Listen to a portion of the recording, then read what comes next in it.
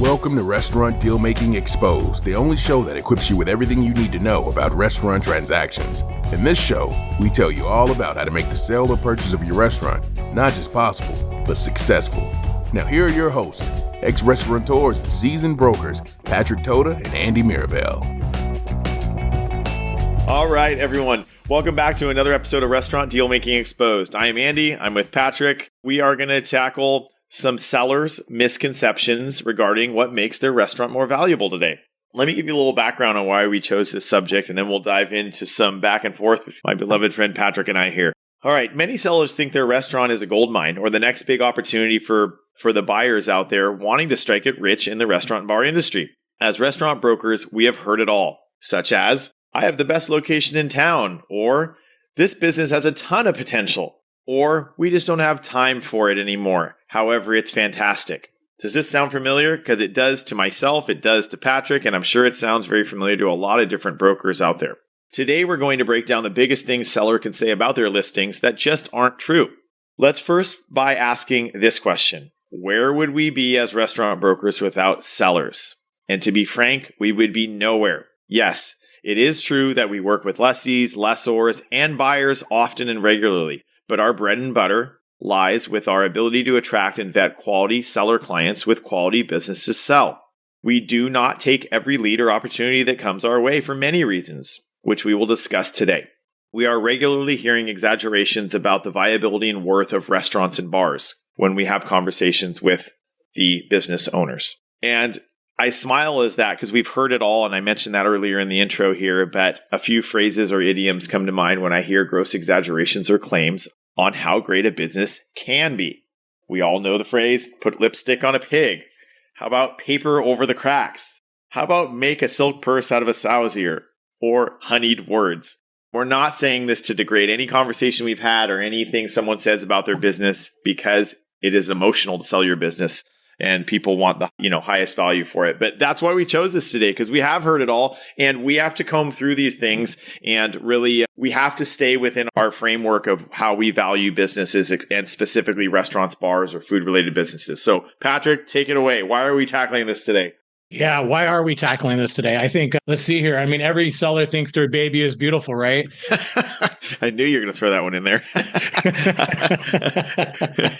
And yes, they do. I'm a parent, so I can relate to that on multiple levels and as a business owner. I bet. Yeah. So, I mean, I get it. As a seller, you have to be your own advocate. And I appreciate sellers who are bullish on their businesses and their location.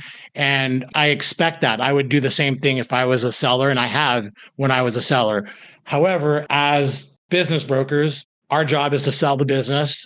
We have to keep it realistic. We have to know what the pros are. We have to know what the challenges are. And that helps us in trying to sell the business. And our goal is to sell the business. And, what I always tell sellers is, listen, my goal is to sell your business. I can put it at any price, but then it's just going to sit on there for a long time. This is not like the housing market in the Bay Area. And, we're not Uber where we can sell based off like what potentially it could be in 10 years. Businesses are valued on historical data, and we have to base it on that. Of course, location does matter. Leases do matter. There are a lot of factors that, potentially could make their business worth, more than other businesses doing roughly the same amount of revenue. But in the end, we have to keep things realistic and make sure that we're valuing based on the information that we have. And Andy, we sell specifically restaurants, right? So we know exactly what we believe the restaurant to be. Usually it's a gut because you've sold something down the street, or the area, what kind of activity you're going to get. And so you generally have an idea before you even start looking into it, what range we're talking about. Is that correct? That's totally true. You brought up a really good point in that being restaurant specific, we say these things about we need to value it for what, the market will bear. We base it heavily on revenue or their, true profits, seller discretionary earnings and such. But the fact of the matter is, especially with asset sales or businesses that are not doing well or performing well, we keep within a very basic framework because we're restaurant specific, because we have so much empirical data and so many comps over these, years and years plus of doing this that we have at our disposal, that We know based on our evaluation methods on where this may land. And then we also throw in our gut because we're restaurant owners. We've been through this. We've walked in their shoes and we know the area well and have likely sold things up and down the streets or nearby. So yeah, it's all very true. I mean, I think the difference between us and other brokers, and I'm not trying to make a dig here, is, with the housing market, you have the MLS.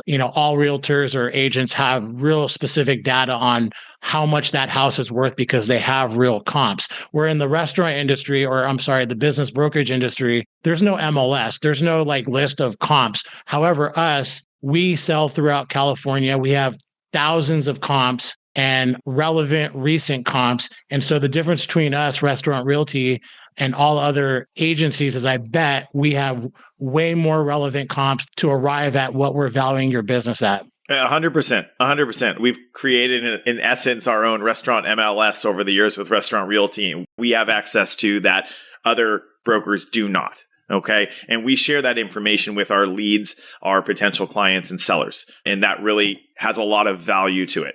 Not to mention the value of our background being restaurateurs and selling the amount of restaurants we've sold over the years. Yeah. So what are some of the biggest fallacies and things that we hear that we really have to nod our head and accept and hear it from our maybe a lead or a seller, but we're not going to put as much weight on it as they want? Yeah. I mean, let's get into that. I mean, a common one that I get is I have a really good location. However, the revenue is fairly low. And so you kind of wonder, is it a good location or is it being run not properly? Yeah, we hear it day in and day out, right? Location. And that can be true with the right concept. There's a lot of factors involved in it too, but we can't just say, hey, this is a high traffic street. Any business, any concept's going to do well here. Yeah. I mean, and what is a good location these days? Gosh, it's changed. Yeah, I have a business right now that is in a quote unquote good location. Historically speaking, it's always been kind of an area that businesses have done well. That has changed a little bit after the pandemic and in, probably 2023 and going into 2024. And we'll see where it goes from here. But, half their revenue is coming in from online deliveries. So if you're doing half your revenue from online deliveries, do you really need that location? Yeah. And another example just along this same subject matter that you brought up here is that, I talked to a client last week. I'm not going to name neighborhoods or anything like that, but I'll just say it's probably one of the best restaurant corridors and affluent neighborhoods in San Francisco. And I was blown away to know that they've been really struggling for years and hemorrhaging money. And they are veteran restaurant folks and operators. There's a lot of different factors. Let's not just talk about location, but I think your point that you're trying to make is that the location, that has changed in the last 5 years. It's lost a little bit of mojo and value, right? Because of third-party apps, deliveries, and just changing consumer habits, right? Changing consumer habits is huge. I think a lot of people keep wondering, I've said this a few times, when are we going to go back to pre-pandemic, back to normal times? But we are in normal times. This is normal. We're not going back. We have just created a new thing, right? And a new path. If you're still wondering, when that's going to come back, then you probably need to start looking at the new trends, what your location is capable of now. And maybe you need to make some changes in your business. Yeah. Let's tackle another one here. Why don't you touch on we're too busy to grow?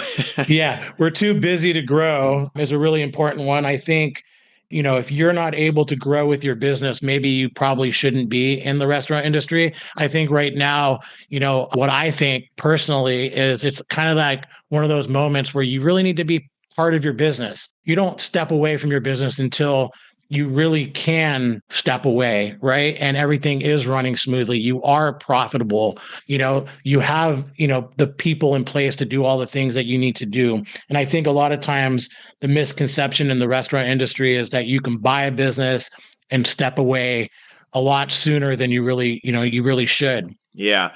I have a very relevant and current example. Again, I'm not naming names or businesses because it's a very beloved client of mine, but this owner operator for the last few years has not lived in this part of California where her business is. So it's 100% absentee run. She's a little bit hands-on with X, Y, and Z, but not there anymore. And her perception of the concept and that it's running itself and that it's limitedly profitable, her perception is that it equates to a much larger value than it is. And I want to retract back that we can recast things and show what it would look like as a owner operated business, not absentee. And yes, it can project much healthier numbers, but we're not necessarily valuing it at those numbers because we're dealing with what we have in hand from previous years where this person has not been here and paying other labor, right? And those things are opportunities, right? So like we can't factor it into the valuation. Like we're not going to give it an X amount of multiplier higher because it's absentee run. However, someone who's purchasing the business may see that and see an opportunity. And maybe that's one of the factors that makes them interested in the business. It doesn't make your business worth, X amount of dollars more because again, we're always looking at historical data. What is it doing right now? Yeah. I had a question earlier for you. You kind of touched on it and I didn't ask, but we want to be clear that our role and our job is to try to sell your business for the highest and best terms we can get for you. That's our desire. That's our goal. That's what we need to do. That's our job, right? But when there's expectations that seem unrealistic from the seller side, where's our balance, Patrick? I guess my question really is, how often or in the past do you find a compromise with your seller or lead? If you say the business is worth X amount of dollars, or you suggest that in your opinion of value after you dig through tax returns and everything we go through, right, to come up with a suggested opinion of value, and the seller says, hey, I'm expecting this much, and you guys are pretty far apart. How often do you try to find some middle ground on that? And in what situations do you try to find some middle ground on that? What factors would actually push you towards saying, I can start closer to what you want, but then we may have to back off if buyer interest is low? Where do you bridge the gap? If it's a listing you think is very sellable, where do you bridge the gap? When do you do it? And what factors push you towards giving it a shot a little bit higher than your gut says, right?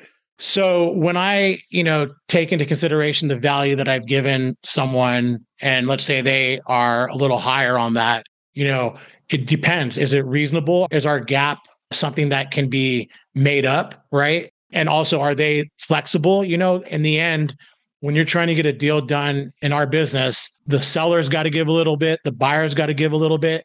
If either one of those sides are going to be really unflexible, it's going to be really hard to get a deal done. So I have to take into consideration where the seller is. Are they being reasonable? Is there a story that I can make up to, make up that gap? How unreasonable is that gap? By story, you mean the empirical supporting evidence that you could go to a buyer and be like, listen, this is why we are maybe a little bit inflated from the restaurant down for sale down the street. I wouldn't say inflated, but a premium, right? Like we're going to put a premium on the business, then there's got to be a reason that I can justify, right? And, in the end, yeah, like you said, with your seller, are they going to be reasonable at the end? Are they going to say, okay, I'm willing to cave a little bit. We didn't get that number. So we have to make sure that all buyers and all sellers, when we're dealing with them, are going to be flexible and reasonable in the end, because otherwise you're just, how it is, you're not going to get a deal done. Yeah, very true. Obviously, again, we want to get the highest price. We're not just like trying to diminish all the work that sellers have done. And we want to get that premium for your business if we can. Yeah. And we also both touched on this earlier, that we value the business based on past performance. There are P&Ls, tax returns, and other things that we can recast profits or just really show the performance. And that's where our valuation methods come into play. There are times where we may, and I think you said it right, put a premium on certain other factors. Just so to make that real for people, maybe the space was just built 2 years ago and you're going to be saving a buyer a headache, time, money, energy from building a new restaurant or doing major upgrades that require permitting and such. Maybe it's such a good design, right? Maybe there's an Il Forni imported rotating brick pizza oven in there, right? I mean, it's worth nearly $100,000. So I'm not just going to roll that in as it's just another oven. There's situations. How about liquor licenses? How about if the business is performing at a level that it's worth X amount of dollars, yet in your particular county, Placer County, Sonoma, San Francisco, Napa, to name a few, San Luis Obispo, right? And your ABC liquor license is worth anywhere from $200,000 to $350,000.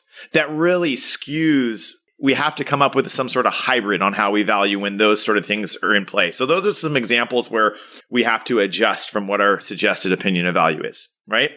Absolutely. I mean, there's going to be factors that do place a premium on a business that we can justify. So it's not, just like we have some sort of formula, cookie cutter formula that we're doing. We do look at your specific business and do try and, come up with the right price for your situation.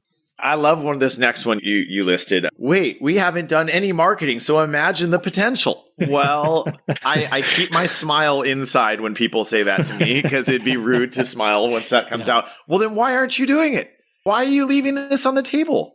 Yeah. Why are you leaving all the potential and profits on the table when you could either outsource that or do it yourself or whatever? But that one gets my goat. There's nothing to be said about that. Really. It's good. Just like, yeah. True. Okay, let's not expand. You've rendered me speechless on that one. I know. I'm glad that you pumped the e-brake on my over talkativeness on that one. Good. All right. We're only selling a business because we're moving. We don't want to be in the restaurant business anymore. Change of life. That is a really common reason. And it's become more common in the last decade because of all the turbulence within our industry and all the challenges. It seems like every time a restaurateur, steps right or steps left, there's a new challenge and it's crazy. So I'm very emotional about this subject. I feel for my clients, but it doesn't help us. It doesn't help us.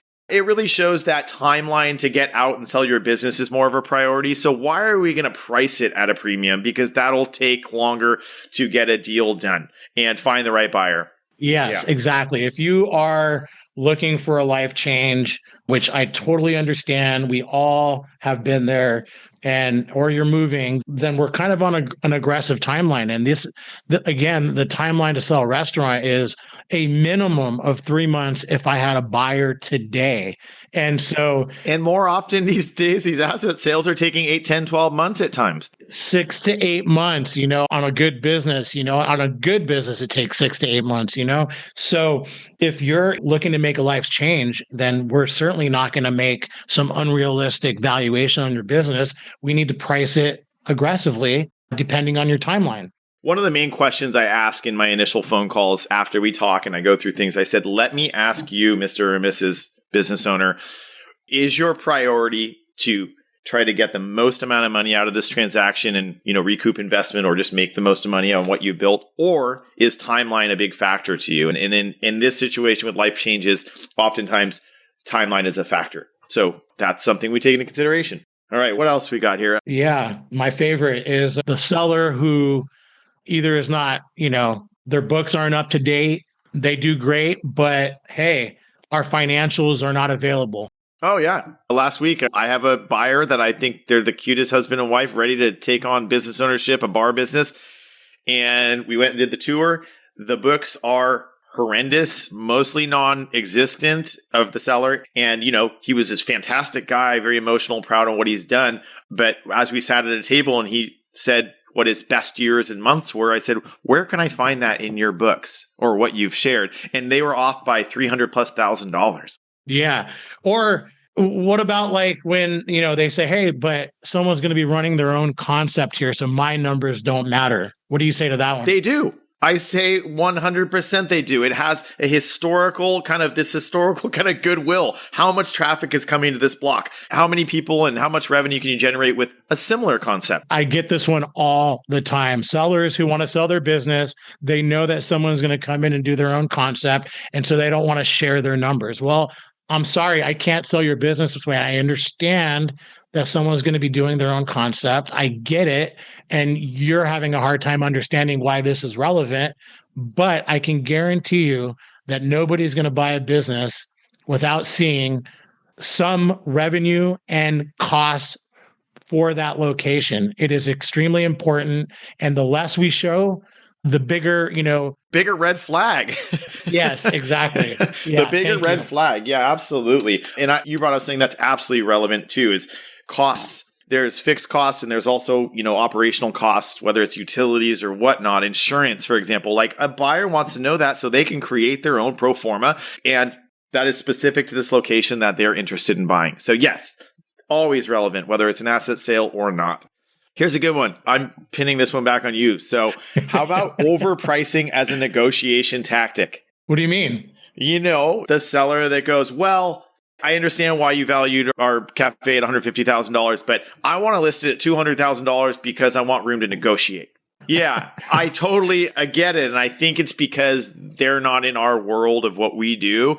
If we price the business for what the market will bear and what the value of it is, we want to prove to buyers, share with buyers all the information to show why we have that number. And then hopefully they are willing to pay it or very near that. But if we grossly inflate it just as a negotiating tactic, I don't think we can quantify how many buyers online that see that listing and glaze over it just because the price. I think we lose activity on it by doing that. I have a listing that is in a really good location, and I will, say that the landlord is the seller, okay? And they wanted a premium on rent, which, it's in a good area, and so potentially the rent was doable, but it was on the high side.